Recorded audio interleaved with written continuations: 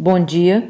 Continuaremos o estudo do capítulo 18, muitos os chamados, poucos os escolhidos, do Evangelho segundo o Espiritismo. Obrigada, meu Deus, pela bênção do dia de hoje, pela bênção do convite que chega até nós para o nosso progresso interior.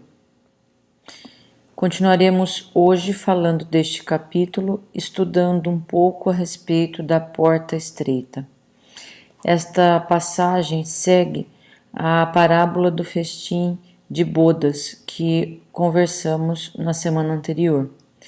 Nesta parábola chama a nossa atenção a questão da comunhão do homem com Deus, que é representada no Evangelho pelo festim de núpcias, pelo festim de noivados, pela festa de noivado. E nós somos chamados no decorrer das nossas encarnações, no decorrer do tempo do nosso espírito, por várias vezes recebemos convites de Deus para essa comunhão e, de acordo com as nossas escolhas, aceitando ou não a estes convites, vamos tendo as consequências das nossas escolhas e então vamos lentamente entendendo que o objetivo maior da nossa vida é o progresso e é Deus, que é nosso Pai Criador.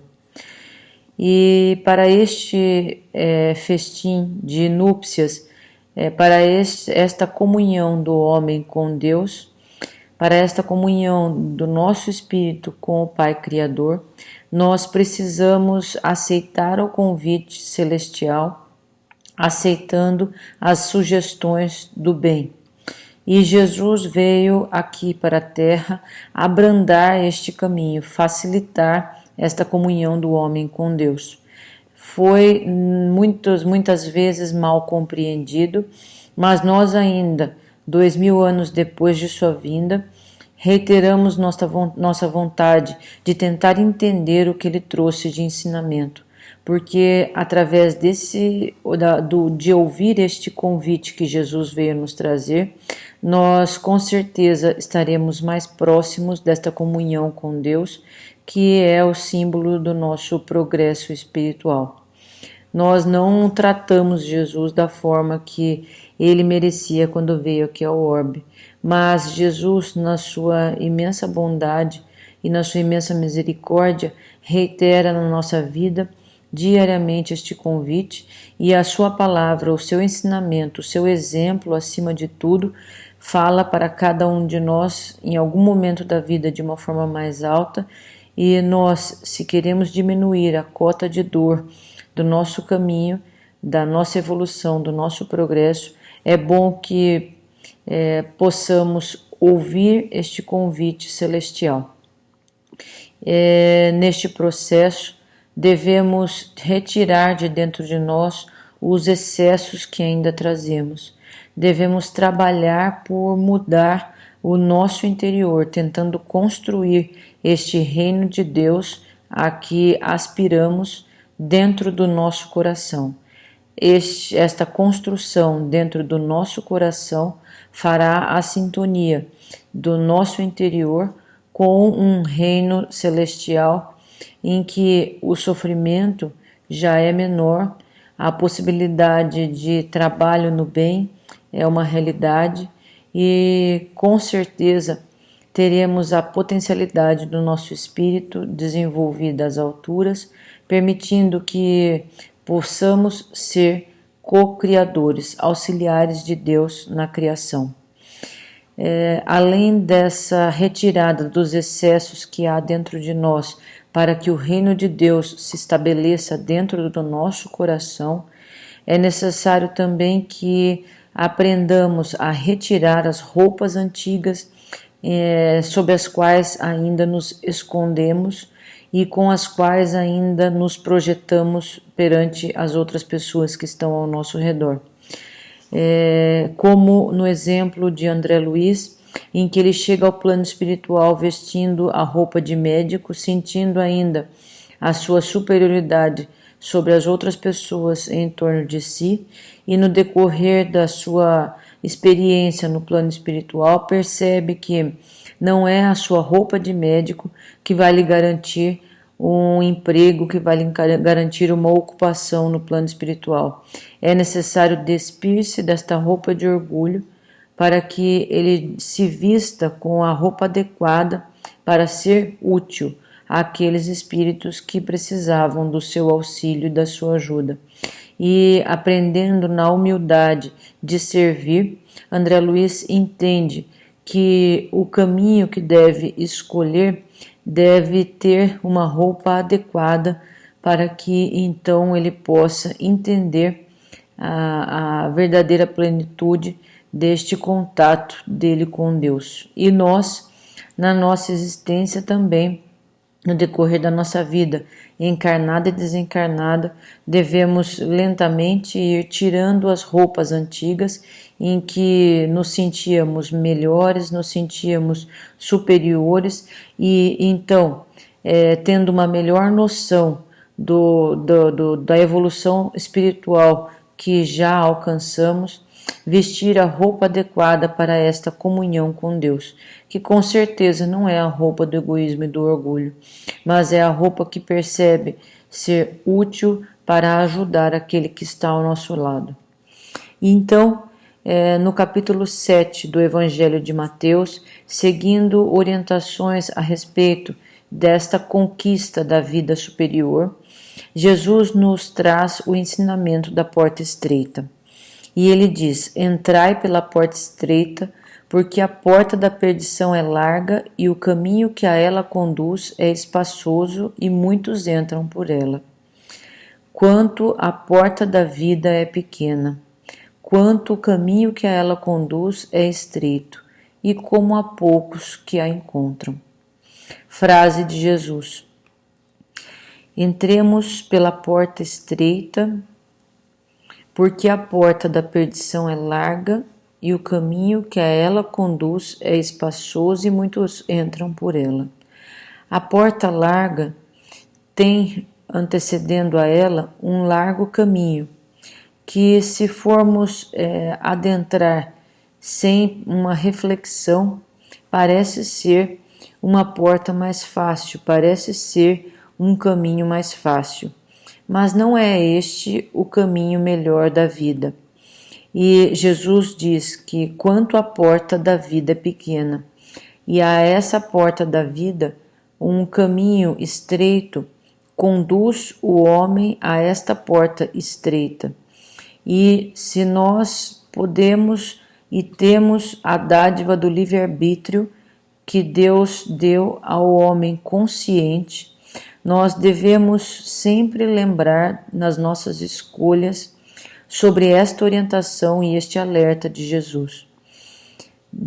Mediante possibilidades da vida, o caminho estreito e a porta estreita nos levará à verdadeira construção do reino de Deus em nosso coração. Essa é a verdadeira porta da vida. E será que vai ser claro para nós no momento da escolha qual é este caminho estreito que leva à porta da vida, que também é estreita? Kardec diz que largas são as portas que levam a caminhos errados. Se não tivermos consciência, se não escolhermos, provavelmente seremos empurrados pela corrente humana, pelo caminho mais largo, o caminho mais fácil. Muitas delas favorecem a entrada, mas permitem a saída apenas com muita dor. O caminho é largo e mais fácil, a porta é larga e mais fácil de ser adentrada, mas para sair por esta porta, com certeza o caminho é mais difícil, porque o caminho necessita passar pela dor. Sendo a terra um mundo de provas e expiações, nela predomina o mal e as consequências do mal. A repetição das encarnações, reencarnando, o espírito percebe-se dono da sua escolha, e este livre arbítrio, essa livre escolha que possibilidade de cada um de nós, nos vai dar o direito de escolher, acertar e errar. Pesarão no nosso livre-arbítrio as consequências do bom ou do mau uso da liberdade que temos. Se acertarmos, perceberemos o avanço, a compreensão e a capacidade que vai aumentar no nosso espírito. Quanto mais avançamos, mais desejamos fazer o bem e mais desejamos os ajustes dos fracassos do passado, que com certeza todos nós temos.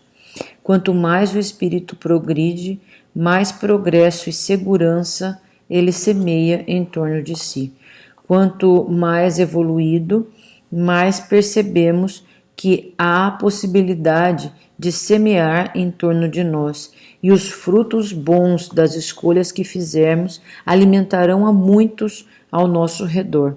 Quanto mais benefícios semearmos, mais colheitas a nosso favor.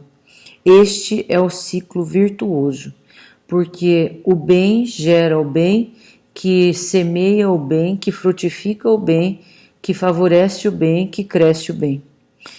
Em contrapartida, quanto mais desperdício de possibilidade, quanto mais usarmos o nosso livre-arbítrio para escolhas ruins, mais perderemos os talentos que recebemos quando viemos aqui para a Terra. Mais carência de recursos, mais necessidade do indivíduo e do grupo a que ele pertence. Este é o ciclo vicioso. Quanto mais escolha errada, mais perda. Quanto mais perda, mais carência. Quanto mais carência de si mesmo e do grupo, mais sofrimento e mais dor. Esse ciclo vicioso é resultante da escolha do caminho largo e da porta larga, que é o caminho do desperdício, que é o caminho do erro, que é o caminho do egoísmo e do orgulho. Porque todas as vezes que optarmos, que escolhermos inspirados pelo nosso orgulho ou pelo nosso egoísmo, tenha a certeza absoluta que estaremos entrando pelo caminho largo que leva à porta larga, mas que com certeza trará dor, e através da dor aprenderemos que o orgulho e o egoísmo nunca serão bons conselheiros das nossas escolhas. Conseguirá o retorno ao caminho certo às custas de muito esforço e de muito sofrimento. Por mais difícil que seja a prova ou a expiação em que nos encontramos, vale a pena sempre fazer o bem. Faça sempre o que é certo. Não se perturbe se fazer o que é certo é mais difícil. Normalmente, a escolha do bem, a escolha do certo, exige esforço, exige trabalho, exige suor, exige lágrima. Mas esse esforço no bem sempre será coroado de consequência do bem, que vai nos dar força e favorecer a evolução espiritual nossa e do grupo a que estamos ligados. O bem é o bem de todos, porque nós podemos nos perguntar, mas como saber o que é o bem? O bem é sempre o bem de todos. E o mal? O mal é o bem de si mesmo. O mal é indiferente ou o mal não liga para aqueles que estão ao lado. Então, o bem é o bem de todos e o mal é o bem apenas de si mesmo. Deus, o Criador, estabelece o bem como a lei da vida e cria os espíritos para o bem. O espírito encarnado aqui na Terra ou desencarnado pode escolher entre o bem e o mal. Encarnado ou desencarnado, o livre-arbítrio é lei. Não existe uma terceira opção. Não fazer o bem equivale a fazer o mal a si mesmo. Então é ou o bem ou o mal. Se não escolhermos, se formos empurrados pelo bloco da vida, deixaremos de fazer o bem, e deixar de fazer o bem já em si é um grande mal.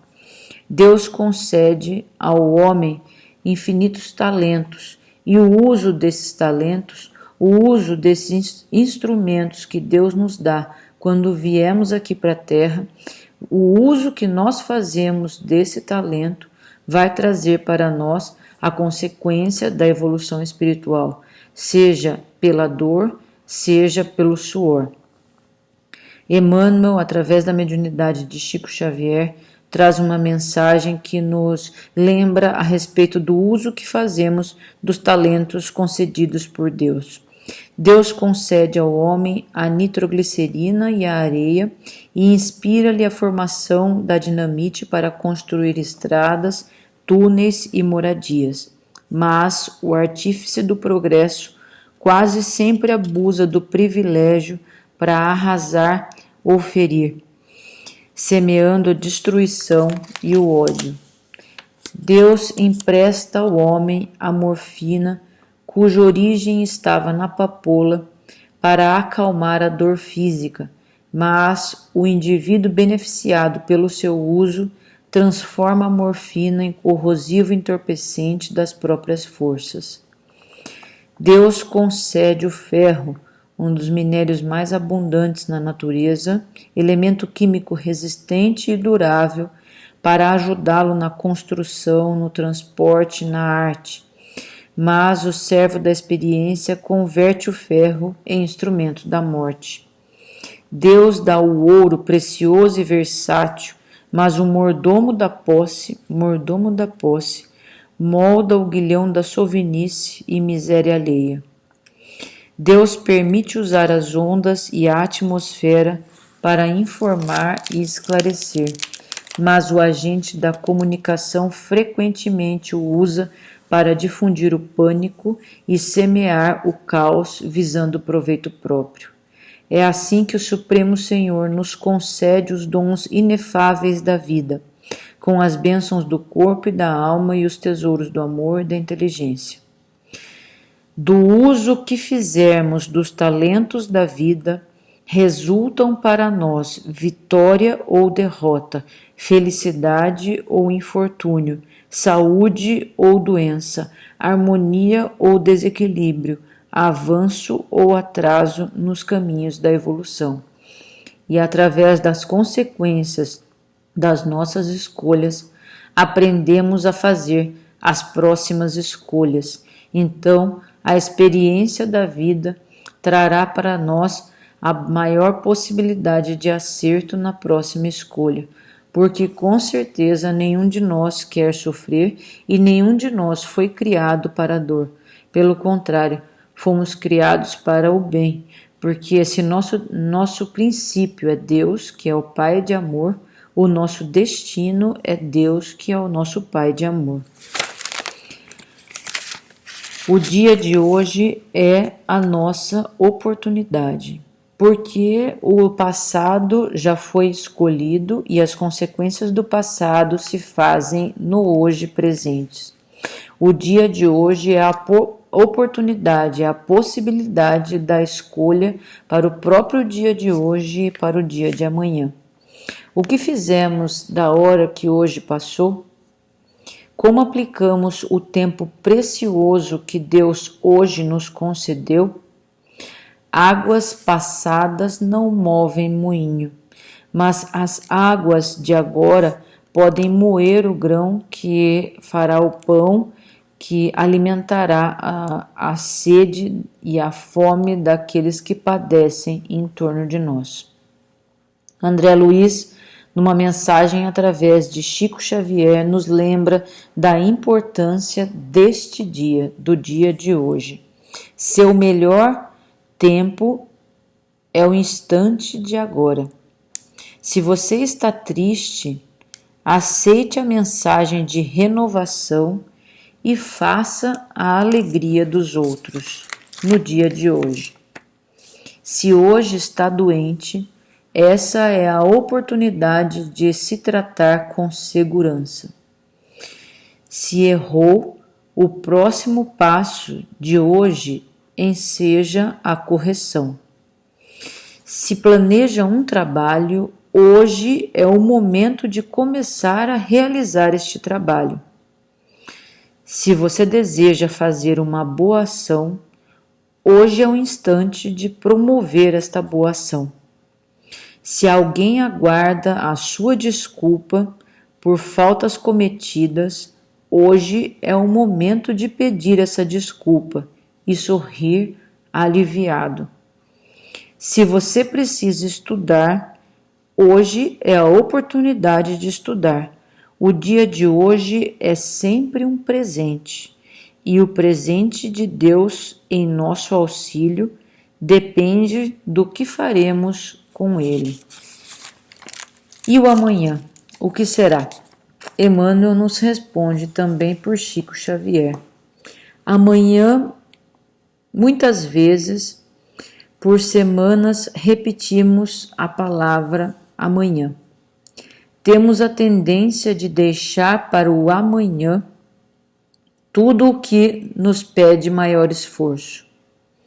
Sem dúvida, o amanhã é a nossa luminosa esperança, mas também representa o serviço que deixamos de fazer. É da lei que a conta do dia durma com o devedor. Muitas vezes lhe tira o sono, acordando com a conta quando despertar. Levamos conosco as oportunidades do dia de hoje com os débitos que fizemos no passado. É assim que os ricos de dinheiro e de cultura, enquistados no egoísmo e no orgulho, voltarão amanhã no martírio obscuro dos pobres, para aprenderem as duras lições da necessidade. E os pobres, envenenados de revolta, retornarão no conforto dos ricos, para saberem quanto custa a tentação e a responsabilidade de possuir. Titulados distintos do mundo, cultos e doutores, quando menosprezam as concessões que o Senhor lhes permite, escarnecendo das lutas do próximo, ressurgirão no banco dos réus e nos leitos dos hospitais para experimentarem os problemas e as angústias do povo. Filhos indiferentes e ingratos e pais insensatos e desumanos regressarão ao trono doméstico, recolhendo os frutos amargos que semearam no dia de ontem. Mulheres e homens que fugiram ao dever com o lar, a família e a sociedade ressurgirão carregando no próprio corpo o desequilíbrio e a moléstia que adquiriram. O amanhã será sempre o resultado da escolha do dia de hoje, que é já o resultado da escolha do dia de ontem. Todo dia é tempo de renovar o nosso destino. Portanto, se o amanhã acena para nós como uma grande esperança de melhora, façamos hoje a escolha correta, que nem sempre é a escolha mais fácil, que muitas vezes passa pelo esforço próprio, para que o dia de amanhã nos acene com uma possibilidade maior de alegria, de paz e alívio de nossa dor. Todo instante é recurso de começar o melhor. Aproveita o convite. Faze o bem que puderes e a vida te agradecerá. Hoje é a hora de começar a corrigir as falhas da vida e o serviço se apresenta no hoje. Dia de estender as mãos aos que se tornaram nossos adversários ou, se não estão ao nosso lado, orar por eles, se não for possível a reaproximação. Quantos pequeninos ressentimentos por negarmos um minuto de amor e se transformam em verdadeiros braseiros de ódio, queimando o que há dentro do nosso coração. O tempo concedido a todos como a luz do sol, sem limites e sem reservas, permite que cada um de nós possa, no dia de hoje, fazer a escolha correta. As obras é que diferem por partirem de nós mesmos.